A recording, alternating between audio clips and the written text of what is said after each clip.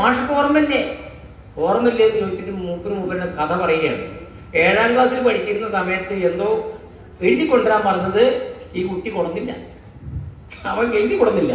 അപ്പൊ മാഷ് ദേഷ്യപ്പെട്ട് ക്ലാസ്സിൽ അവൻ മാത്രമാണ് കൊണ്ടുവരാത്തത്, അതുകൊണ്ട് അവനെ ചീത്ത പറഞ്ഞപ്പോൾ അവൻ എന്തോ തർക്കുത്തരം പറഞ്ഞപ്പോൾ മാഷക്ക് ദേഷ്യം കൂടുതലായി പുറത്തേക്ക് പറഞ്ഞു, ക്ലാസ്സിൽ നിന്ന് പുറത്താക്കിയ ലേശം ചുടിയുള്ളവരായിരുന്നതുകൊണ്ട് ഓൻ പുറത്തേക്ക് ഇന്ന് പിടിക്കാൻ പോയി. ഞാൻ സ്കൂളിലേക്ക് പോയില്ലേ പറഞ്ഞ് വീട്ടിൽ പോയി. നെല്ലിയും വിളി പാപ്പ തല്ലലൊക്കെ ഉണ്ടായി. ഇപ്പോൾ ഈ 7ാം ലൈബ്രറി കൗൺസിലിന്റെ പ്രവർത്തനങ്ങളുമായി വീണ്ടും ജില്ലാ ലൈബ്രറി കൗൺസിൽ അംഗമായി വീണ്ടും തിരഞ്ഞെടുക്കപ്പെട്ട ഡോക്ടർ CP ചിത്രഭാനു മാഷാണ്. മാഷ് നമ്മുടെ മുൻകാലങ്ങളിൽ നമ്മുടെ ലൈബ്രറിയുടെ നിരന്തരമായിട്ടുള്ള വിവിധ പരിപാടികളിൽ പങ്കെടുത്തുകൊണ്ടിരുന്ന അദ്ദേഹമാണ്. PN പണിക്കർ അനുസ്മരണം നടത്തുന്നത്. അതിനുവേണ്ടി ചിത്രഭാനു മാഷെ ആദരപൂർവ്വം ക്ഷണിക്കുകയാണ്. വിദ്യ കണ്ടുപിടിക്കുകയും ലോകത്താകെ അതാത് ഭാഷകളിൽ അച്ചടി പ്രചരിക്കുകയും ഒക്കെ ചെയ്തതിൻ്റെ ഭാഗമായിട്ടാണ്. അത്തരത്തിൽ അച്ചടിയുടെ വലിയ രൂപത്തിലുള്ള സാങ്കേതിക സൗകര്യങ്ങൾ ലഭിച്ചതുകൊണ്ടാണ് അറിവിൻ്റെ ജനാധിപത്യം സ്ഥാപിച്ചത് എന്ന കാര്യം ഓർക്കുക. അച്ചടി വിദ്യ കണ്ട ആ കാലഘട്ടത്തിൽ ആ നാട്ടുകാർ പറഞ്ഞ ഒരു കാര്യം, ഒരു ജർമ്മൻ ഉപദ്രവകാരി വിശ്വാസത്തെയാകെ തകർക്കാൻ പുറപ്പെടുന്നു എന്നതാണ്. അതുവരെ പുരോഹിതന്മാർ ചൊല്ലിക്കൊടുക്കുന്നതായിരുന്നു ആ നാടിന് ബൈബിൾ എങ്കിൽ അദ്ദേഹം ആദ്യം അച്ചടിച്ച പുസ്തകം തന്നെ ഈ വേദപുസ്തകമായ ബൈബിളായിരുന്നു. അത് പിശാചിന്റെ ഉപദ്രവത്തിന് കാരണമായി തീരും എന്ന് പലരും പറഞ്ഞു. അങ്ങനെ പൈശാചികമായിരിക്കുന്ന ഒരു ലോകത്തെ സൃഷ്ടിച്ചെടുക്കുന്നതിനാണ് അച്ചടി കാരണമായി തീരുക എന്ന് പൗരാണിക വിശ്വാസം ഉണ്ടായിരുന്നു.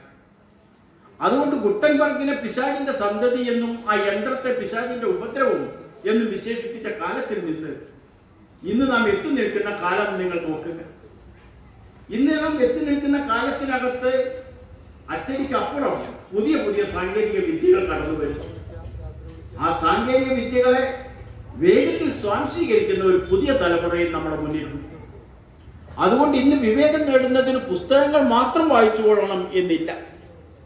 വായനയുടെ സർവ്വവിധത്തിലുള്ള ഉപാധി ഭേദങ്ങളെ സ്വീകരിക്കാൻ കഴിയുന്ന അതിന്റെ അടുത്ത പടവിലേക്ക് നാം. അതുകൊണ്ട് തന്നെ മനുഷ്യന്റെ സംസ്കാരത്തെ അളക്കാനുള്ള ഏറ്റവും നല്ല മാർഗം ഒരു മനുഷ്യൻ എത്രത്തോളം താൻ ജീവിക്കുന്ന ഈ പ്രപഞ്ചത്തെയും തന്നോടൊപ്പം ജീവിച്ചുകൊണ്ടിരിക്കുന്ന സഹജീവികളെയും ആ അർത്ഥത്തിൽ തന്നെ മനസ്സിലേക്ക് സ്വീകരിക്കുന്നു എന്നുള്ളതാണ്. അതിനെയാണ് നാം വിവേകം എന്ന വാക്കുകൊണ്ട് അർത്ഥമാക്കുന്നത്. നമുക്കറിയാം, വിസ്ഡം എന്നാണ് പാശ്ചാത്യർ ഇംഗ്ലീഷിൽ അതിന് സൂചിപ്പിക്കാറുള്ളത്. വിസ്ഡം എന്ന വാക്കിന് അറിവിൽ നിന്നുണ്ടാകുന്ന ഒരു തരത്തിലുള്ള സവിശേഷ വ്യക്തിത്വം എന്ന് മാത്രമേ നമുക്ക് അർത്ഥം കണക്കാക്കാൻ കഴിയൂ. പക്ഷേ വിവേകം എന്ന വാക്കിന് നാം നിരവധി തരത്തിലുള്ള സാധ്യതകൾ തുറന്നു വെക്കുന്നു.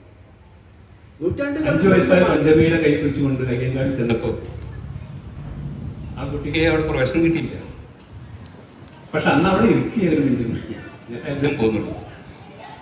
അദ്ദേഹം പറഞ്ഞു, ഞങ്ങളുടെ കുട്ടികളെ ഇവിടെ പഠിപ്പിച്ചില്ലെങ്കിൽ ഞങ്ങളുടെ പാടത്ത് ഞങ്ങൾ പഠിക്കും വരുന്നില്ല എന്ന് പറഞ്ഞു. ഞാൻ എൻ്റെ ചരിത്രത്തിലേക്ക് വരാം. ആ സ്കൂളും ആ ബെഞ്ചും ഇപ്പോഴും സൂക്ഷിച്ചിട്ടുണ്ട്. ആ പകുതി കത്തിയ ബെഞ്ച് ഇന്നും ആ ഊരുട്ടമ്പലം എന്ന് പറഞ്ഞ സ്കൂളിൽ സൂക്ഷിച്ചിട്ടുണ്ട്. ആ സ്കൂളിൻ്റെ ഇന്നത്തെ പേര് അയ്യങ്കാടി, അതുപോലെ തന്നെ ഈ കുട്ടിയുടെ പേരിലാണ് അറിയുന്നത്. അപ്പോൾ ഞാൻ പറയുന്നത് വെച്ചാൽ നമുക്ക് വിദ്യാഭ്യാസം നേടാൻ വേണ്ടി ഒരുപാട് ത്യാഗങ്ങൾ നമ്മുടെ പൂർവികർ നടത്തിയിട്ടുണ്ട്. അതിൻ്റെയൊക്കെ ഫലമായിട്ടാണ് നമുക്ക് വിദ്യാഭ്യാസം നേടിയത്.